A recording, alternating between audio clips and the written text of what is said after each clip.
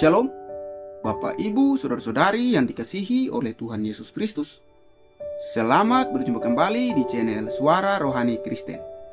Pada kesempatan malam hari ini, kita akan sama-sama mendengarkan khotbah yang akan disampaikan oleh Ibu Pendeta Dewi Basjir dengan tema Berjaga-jaga. Dan sebelum kita mendengarkan khotbah pada malam hari ini, saya akan membacakan satu ayat firman Tuhan yang terambil di dalam Matius pasal 24 ayatnya yang ke-42. Karena itu berjaga-jagalah, sebab kamu tidak tahu pada hari mana Tuhanmu datang. Silakan duduk Bapak Ibu, Shalom. Iya, puji Tuhan, hari ini tema firman Tuhan adalah berjaga-jaga. Ya, namanya berjaga-jaga itu ya tentunya karena ada sesuatu yang akan terjadi, jadi kita harus berjaga-jaga. Firman Tuhan terambil dari Matius 24 ayat 42 ya. Itu lampunya dimatiin, saya nggak bisa lihat jemaatnya loh. Ya, memang sengaja dimatiin ya Pak? Di belakang itu ya. Memang beginikah? Atau karena terlalu terang ya, jadi saya nggak bisa lihat. Nah, begitu ya, puji Tuhan. Iya, sudah kelihatan sekarang wajah-wajahnya. Soalnya kalau tidak kelihatan kan saya seperti khotbah dalam kegelapan. Ya, sekarang kan sudah terlihat ya, jadi yang ngantuk saya lihat, yang sungguh-sungguh saya lihat ya, puji Tuhan. Bapak Ibu ya, Injil Matius 24 ayat 42 ini tentang berjaga-jaga, kita baca bersama. Karena itu berjaga-jagalah, sebab kamu tidak tahu ya pada hari mana Tuhanmu datang. Tetapi ketahuilah ini, jika apa? Tuan rumah tahu pada waktu mana pada malam hari pencuri akan datang, sudahlah pasti apa? Ia berjaga-jaga dan tidak akan membiarkan rumahnya dibongkar. Sebab itu hendaklah kamu juga siap sedia, karena Anak Manusia datang berjaga-jaga. Alkitab di sini ayat ini firman Tuhan berkata bahwa jika tuan rumah tahu pada waktu mana pada malam hari pencuri akan datang, maka sudah pastilah dia berjaga-jaga. Harus ada tindakan nyata untuk berjaga-jaga. Kenapa di dalam Alkitab selalu kedatangan Tuhan diibaratkan seperti pencuri? Ya, karena tidak ada pencuri mau datang, halo nanti malam jam 12 saya mau maling ya ke rumah Anda. Kalau pencuri telepon dulu, maka pasti dia tidak jadi nyuri, karena kita pasti panggil polisi. Saya tadi dapat telepon loh dari pencuri, katanya jam 12 mau datang. Ya, itu namanya pencuri bodoh. Nah, kenapa Tuhan selalu mengibaratkan kedatangannya itu diibaratkan seperti pencuri yang akan datang di saat tidak terduga. Makanya ini adalah satu warning yang sangat penting bagi setiap kita untuk berjaga-jaga. Nah, bagaimana kita berjaga, saudara? Saya membaca pasal ini, saya turun ke bawah, selalu Tuhan Yesus itu, Alkitab itu memberi jawaban dan gambaran. Kalau kita baca satu pasal, bacalah sebelum dan sesudahnya juga. Jadi kita tahu nih konteksnya lagi apa. Ketika Yesus berkata kita harus berjaga-jaga, di ayat yang berikutnya, perikop berikutnya itu dia kasih tahu bagaimana cara kita ini berjaga. Coba baca ayat 45. Di sana judul perikopnya perumpamaan tentang hamba yang setia dan hamba yang jahat. Baca 1, 2, 3. Siapakah hamba yang setia dan bijaksana yang diangkat oleh tuannya atas orang-orangnya untuk memberikan mereka makanan pada waktunya? Di perumpamaan yang lain, Yesus menggambarkan kedatangan Tuhan itu seperti seorang tuan yang bepergian jauh. Lalu ada satu hamba kepercayaannya yang didelegasikan tugas untuk menjalankan apa yang dia lakukan. Kita saudara, saya percaya saudara sebagai tuan rumah, kalau mau pergi bepergian jauh, nggak ada yang begini, saya ini mau pergi ya 1 bulan, terserahlah kamu mau ngapain, hamba-hambaku, mabok-mabok lah di sini, judi-judi lah, nggak ada. Pasti dia akan panggil seorang yang dia percaya, lalu dia akan bilang, saya akan pergi ya, semua tugas yang selalu harus A, B, C, dan D itu kamu yang saya kasih tanggung jawab. Ya, kasih makan pembantu-pembantu yang lain. Juga kalau ada anaknya dia pasti akan ngatur, kamu bikin begini, begini, begini, begini. Dan ketika tuannya datang kembali, berbahagialah hamba yang melakukan kehendak tuannya. Alkitab berkata Yesus sekarang secara fisik tidak ada di dalam dunia. Tapi dia memberikan kepada kita tanggung jawab karena dia juga berjanji dia akan datang kembali yang kedua kali untuk meminta pertanggungan jawab terhadap setiap saudara dan saya. Di sini dikatakan siapakah hamba yang setia dan bijaksana. Saudara, Yesus memberikan gambaran bahwa ketika dia datang kembali kali yang kedua, banyak orang akan ngaku-ngaku, Tuhan kami bernubuat, Tuhan kami sembuhkan orang, Tuhan kami bangkitkan orang mati, semua demi namamu. Tapi Tuhan bilang apa? Enyahlah engkau daripadaku, aku tidak pernah mengenal engkau sebab engkau pembuat kejahatan. Tetapi Yesus berkata, di situ aku juga akan berkata, marilah hai kamu, hamba-hambaku yang setia, yang melakukan kehendakku. Goal dari hidup kita di dunia ini adalah melakukan kehendak Tuhan. Jangan tempatkan fokus hidupmu pada yang lain. Hari-hari ini banyak orang menempatkan target nomor 1 dalam hidupnya adalah mengejar harta kekayaan dunia. Yang dia pikir itu bisa membawa bahagia. Engkau sedang salah, saudara. Kalau kita tahu firman Tuhan, maka kita pasti akan sungguh-sungguh mengalami berkat Tuhan. Baca bersama Matius pasal yang ke-6 ayat 31 sampai 34. Matius 6 ayat 31 sampai 34. Jangan hanya fokus kepada hal-hal materi, harta, kekayaan, semua kebutuhan kita di dunia. Apa yang Yesus katakan? Baca bersama. Sebab itu janganlah kamu khawatir dan berkata, apakah yang akan kami makan? Apakah yang akan kami minum? Apakah yang akan kami pakai? Ini 3 kebutuhan pokok manusia, sandang, pangan, papan, ya. Saudara, kalau kita hanya memikirkan apa yang kita makan, yang kita minum, yang kita pakai, maka firman Tuhan berkata apa di sana? Semua itu dicari bangsa-bangsa yang tidak mengenal Allah. Tetapi Bapamu yang di sorga tahu bahwa apa?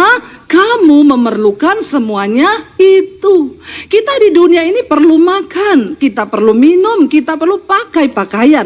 Tapi ingat, itu bukan menjadi fokus utama kita. Katakan, fokus utama kita adalah mengejar Tuhan, melakukan kehendaknya, maka bonusnya akan terjadi. Baca ayat yang ke-34. Tetapi carilah dahulu kerajaan Allah dan kebenarannya, maka semuanya itu akan ditambahkan kepadamu. Ingat, fokus utama kita di dunia ini bukan mencari apa yang kita makan, kita minum, kita pakai, rumah, mobil, dan semua kebutuhan hidup kita. Tapi fokus yang utama, mencari kehendak Tuhan, melakukannya, kerajaan Allah dan kebenarannya, maka yang lain itu bonus. Kalau kau sibuk mencari kebutuhan pokokmu, maka engkau termasuk dalam bilangan orang-orang yang tidak mengenal Allah. Kau cuma hidup bagi kepentinganmu. Makanya banyak yang salah. Bagian kita mengejar kerajaan Allah dan kebenarannya, melakukan kehendak Tuhan, maka semua itu bonus, ditambahkan. Kalau Bapak Ibu, maksudnya saya di sini bukan kita tidak khawatir, sudah usah kerja. Kata Bu Debbie kan, pikirin aja kerajaan Allah, doa tiap hari, itu sesat. Saudara harus tetap bekerja, tapi fokusmu, tujuan utamamu bukan untuk kaya. Tapi tujuanmu, engkau bekerja mencari kehendak Allah, melakukan kebenarannya, melakukan keinginan hati Tuhan. Maka saudara akan melihat tiba-tiba yang sales kau tidak perlu cari-cari orang kemana-mana. Tuhan kirim, saudara. Tuhan datangkan dengan cara yang ajaib. Kau nggak perlu cari-cari proyek, bapak-bapak dengan susah payah. Kenapa? Ini janji firman Tuhan. Dan itu ya dan amin. Saya mau tanya, kalau saudara bekerja untuk satu perusahaan dan saudara mencapai goal dari perusahaan itu, saudara dapat bonus nggak? Saya mau tanya, kalau saudara kerja untuk Tuhan, bukan itu tujuan kita? Ini saya lagi membahas ayat. Nanti khotbah saya ini dipotong lagi, ditulis pendeta sesat. Khotbah untuk dapat bonus. Kan banyak sekarang pengejek-pengejek akhir zaman toh, yang potong-potong khotbah separuh. Saya lagi membahas ayat ini loh. Carilah dahulu kerajaan Allah dan kebenarannya. Semuanya itu tadi yang di atas apa? Yang akan kau makan, yang akan kau pakai, yang akan kau minum. Semua keperluanmu di dunia ini Tuhan tambahkan. Waktu kau capai goalnya Tuhan dalam hidupmu, gak ada yang bisa tahan berkat Tuhan di atas hidupmu. Tapi kalau kau gagal fokus, yang kau cari rumah, mobil, makanan, segala kemewahan di dunia ini, kau gak akan dapat apa-apa sebab ternyata engkau tidak mengenal Allah. Makanya rubah fokusmu, bikin yang pertama mengejar kerajaan Allah dan kebenarannya. Maka semua Tuhan tambahkan. Kita akan melihat waktu kita melakukan kehendak Tuhan yang benar. Kau akan terheran-heran melihat Tuhan bukakan tingkap-tingkap langit. Karena ada banyak hal yang akan terjadi secara supranatural yang di luar logikamu. Dan engkau akan berkata, wow, saya sekarang cuma bilang, Tuhan, wow, Tuhan itu ajaib. Dia ada, dia hidup. Kata pemazmur, dia Allah kekuatan kami, dia sumber pengharapan kami, sangat terbukti. Tapi kau harus ngalami dulu supaya kau bisa bilang sangat terbukti. Jangan hanya dari kata orang kau mendengar. Berjaga-jaga artinya apa? Menjalani setiap kehendak Tuhan dalam hidup kita. Apa itu kehendak Tuhan, Bu? Bukan berarti saudara harus sekolah Alkitab semua. Rame-rame mendaftar jadi PDP, PDM, pendeta pembalap, pendeta ya apalagi. Enggak, bukan itu, bukan itu. Yang sehari-hari dulu ini di Alkitab. Firman Tuhan berkata, hai suami-suami, engkau adalah kepala keluarga. Engkau harus menjadi gembala di atas keluargamu, yaitu atas istri dan anak-anakmu. Sudahkah bapak-bapak melakukan itu? Ini kehendak Tuhan. Bagaimana engkau berjaga? Lakukan kehendak Tuhan itu. Berapa banyak bapak-bapak di sini angkat tangan, bapak-bapak kepala keluarga? Angkat tangan yang tinggi, yang separuh itu bencong. Yang bapak-bapak benar angkat tangan yang tinggi, ya. Engkau adalah gembala. Di mana? Di keluargamu. Karena Alkitab berkata setelah Kristus itu ada suami. Bagaimana engkau menggembalakan anak-anakmu? Kasih tahu mereka firman. Ajari istrimu firman. Ajari anak-anakmu firman. Tapi yang terjadi hari-hari ini, kenapa bangsa ini semakin merosot? Kenapa perceraian semakin naik tinggi? Ya, kenapa saudara sekarang di Indonesia ini tingkat pernikahan itu menurun loh, drastis. Lama-lama Indonesia ini bisa jadi kayak Singapura, kayak Jepang. Orang udah gak mau nikah. Ya, kenapa? Karena mereka terlalu banyak melihat kehancuran dalam rumah tangga. Ya, itu terjadi kenapa saudara? Karena suami tidak berfungsi secara fungsi ilahi. Fungsi Alkitabiah tidak ada. Para suami gagal menjadi imam dan gembala di tengah keluarga. Yang pertama yang harus dilakukan untuk berjaga-jaga, ayo suami-suami, panggilanmu aktifkan dalam keluargamu. Engkau tuh gembala. Yang saya dapati sepanjang pelayanan saya konseling anak muda, saya konseling wanita-wanita, istri-istri yang kepahitan, anak muda yang depresi. Kenapa? Karena bapaknya gagal menjadi imam dan gembala di tengah keluarga. Itu yang terjadi hari-hari ini. Saya nggak usah tanya di luar sana, yang di dalam sini aja bapak-bapak. Sudahkah kau melakukan tugasmu? Tidak usah menatap saya dengan wajah yang seperti itu. Tapi bertanyalah dalam hatimu. Karena yang kebanyakan saya dapat, boro-boro bu, ya Allah suamiku bu. Pulang pagi, judi, merokok, mabuk, selingkuh. Bukan di gereja ini, di sana. Nah di sini tidak ada yang ngaku. Benar saudara. Ini menjadi perenungan buat kita, PR buat kita. Yesus berkata, siapa hamba yang setia itu? Mereka yang melakukan kehendak Tuhan, berjaga-jaga. Coba kalau setiap keluarga berfungsi menjaga anggota keluarganya, istri dan anak-anaknya, nggak ada saudara setan yang bisa terjang rumah tanggamu. Ya, anak-anak muda, para wanita tuh sekarang saya nggak mau nikah. Kenapa? Ya, stres. Sudah terbukti katanya kalau istri meninggal duluan, suaminya pasti stres. Ya, lalu menikah lagi. Tapi kalau suami meninggal duluan, istri sih tambah cantik. Karena bebannya diangkat. Itu yang saya dengar dan survei membuktikan. Iya enggak ibu-ibu? Ya, ini kehilangan, ini bapak-bapak, ini kehilangan fungsi ilahi. Kau harus mengambil kembali fungsi ilahi itu supaya istri dan anak-anakmu terjaga dari yang tadi itu singa yang mengaum-ngaum, yang mencoba menerkam. Lalu ketika ada suami yang berfungsi, maka istri juga berfungsi. Tapi yang saya dapati di mana-mana terbalik, istri-istri yang banyak yang bertobat. Suami-suami itu jarang, dia bilang, kaulah yang berdoa buat saya ini mencari uang untuk makanmu. Kau tidak mengenal Allah, bapak-bapak. Kalau hidupmu hanya fokus cari duit, kau tidak mengenal Tuhan.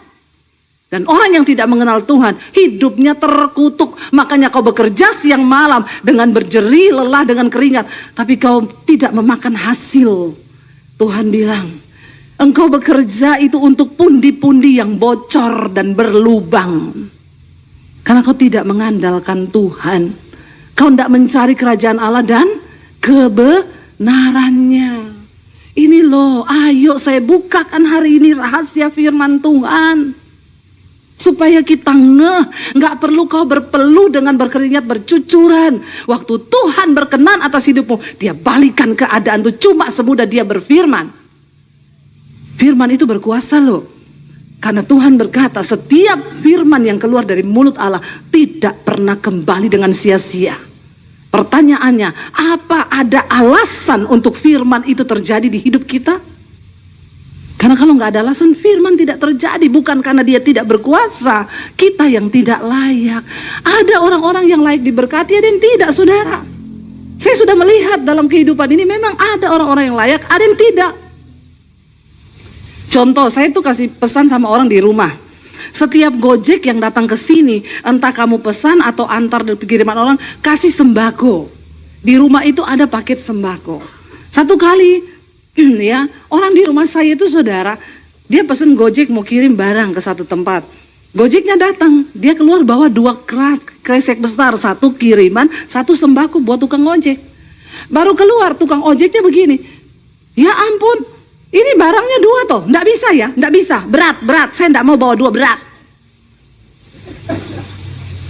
Ini orang nggak layak diberkati saudara, karena pikirannya cuma uang, duit. Mungkin dia mau minta duit lebih, tapi nggak gitu caranya, keles.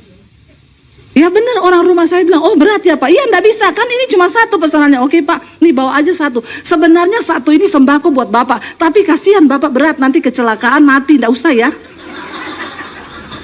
Benar saudara, ada memang orang-orang tuh nggak layak diberkati, ada. Mau diberkati aja nggak jadi loh orang. Ya, saya pernah ngomong ke suami, ketemu teman lama, pelayanan, saya bilang sama suami, nanti kasih dia duit ya, kita udah lama nggak ketemu. Suami saya udah siapin uang di amplop saudara, lumayan jutaan. Saya bilang dia datang tuh, nanti abis ibadah, kasih dia duit. Kita pelayanan di daerah, ketemu dia. Dia datang saudara, di kantin gereja, tuh ada dia, saya bilang. Ternyata dia datang cuma ngobrol. Dia nggak ikut ibadah, dia pelayan Tuhan di gereja itu, pemain musik. Tidak ikut ibadah, cuma datang makan di kantin, lalu dia pulang. Saya selesai ibadah nyari dia. Tadi mana temenmu itu yang mau kita kasih berkat? Kata orang di situ, oh enggak, dia nggak ikut ibadah Bu, cuma datang makan terus pulang. Saya bilang memang tidak layak diberkati. Ada loh orang-orang yang tidak layak diberkati loh. Orang mau memberkati tidak jadi, memang Tuhan halangi. Karena hidupmu itu tidak berkenan. Percaya enggak saudara?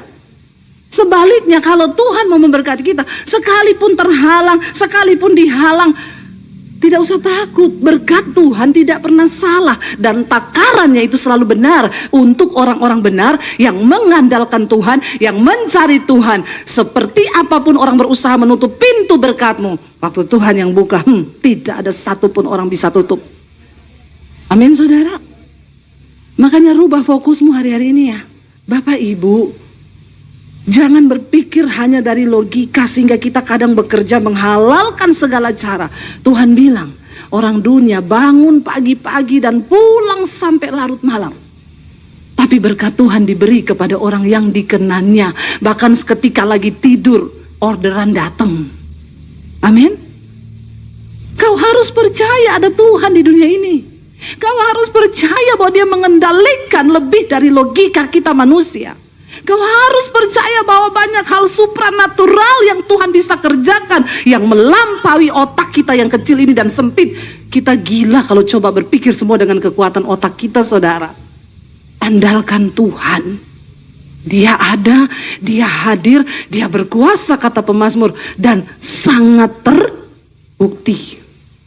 Sangat terbukti. Jangan coba pakai logikamu. Otak kita ini mikirin berapa gigabyte aja jebol loh. Jebol, banyak yang kena stroke. Ya, karena nggak bisa semua dipikirin dengan logika kita manusia. Hari-hari ini banyak berserah, banyak duduk di kaki Tuhan. Itu caranya kita berjaga-jaga. Kembali ke Matius 24 tadi, kita lihat saudara, kita lanjut ayat yang ke-47 kalau nggak salah ya. Di sana dikatakan saudara, aku berkata kepadamu, berbahagialah hamba, ayat 46. Ya, Matius 24 ayat 46. Berbahagialah hamba yang didapati tuannya melakukan tugasnya itu ketika tuannya itu datang. Aku berkata kepadamu, sesungguhnya tuannya itu akan mengangkat dia menjadi pengawas segala miliknya. Saya mau tanya, kalau Tuhan yang promosikan kita, Tuhan yang angkat kita, ada yang bisa tutup? Enggak. Cari Tuhan saudara. Ketika engkau dapat dipercaya Tuhan, Dia angkat hidupmu jauh melampaui yang bisa kita pikirkan. Sampai hari ini saya nggak ngerti dengan hidup saya. Siapa yang melakukan ini semua dalam hidup saya? Kalau bukan karena Tuhan, tidak mungkin saudara. Itu Tuhan, itu anugerah Tuhan, itu kasih karunia Tuhan. Amin. Yang di luar logika kita manusia nggak ada yang bisa.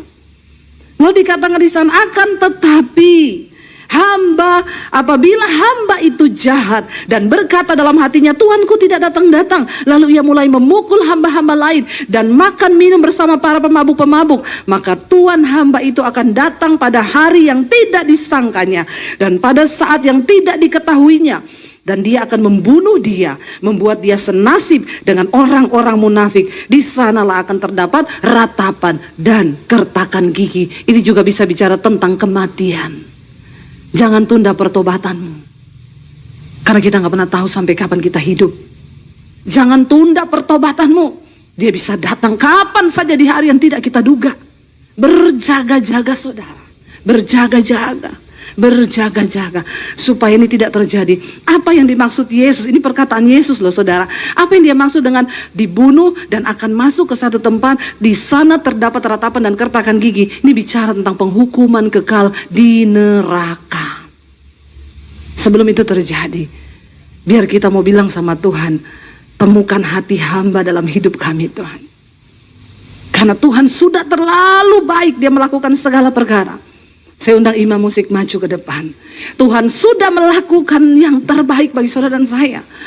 Tidak terhitung kebaikan Tuhan. Tidak mungkin bisa kita balas dengan apapun. Tapi mari hari ini firman Tuhan berkata, perhatikanlah dengan seksama bagaimana kamu hidup. Jangan seperti orang bebal, tapi seperti orang arif yang mau bertobat. Pergunakanlah waktu yang ada, karena hari-hari ini adalah jahat.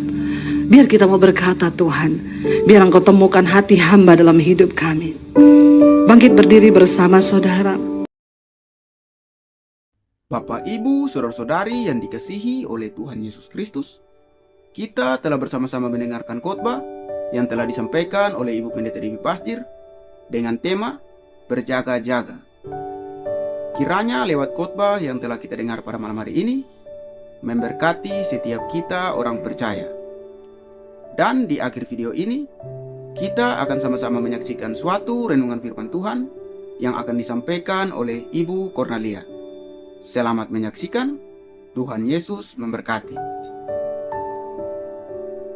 Malam hari ini mari kita mau mendengarkan firman Tuhan di dalam Matius pasal yang ke-6 ayat yang ke-25 hingga ayat yang ke-34. Judul bacaan hal kekhawatiran. Bab mama adik-adik yang diberkati oleh Tuhan. Pada malam hari ini menyangkut kekhawatiran.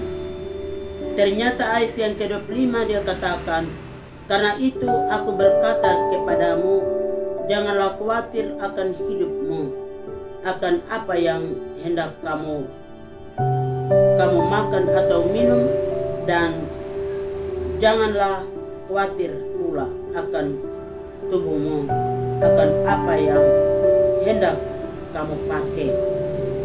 Di dalam kehidupan kita, terkadang kita manusia hidup khawatir, bimbang yang ada pada kita membuat kita lebih jauh daripada Tuhan.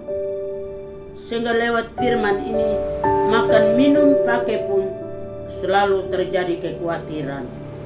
Dengan demikian, firman ini menjamin kita bahwa kita hidup bersama dengan Tuhan tidak ada kekhawatiran, tidak ada cemas, tidak ada bimbang dalam kehidupan kita kalau kita hidup bersama-sama dengan Tuhan. Maka mari dengan makan, minum, dan pakai yang ada, kita serahkan semuanya ke dalam tangan Tuhan.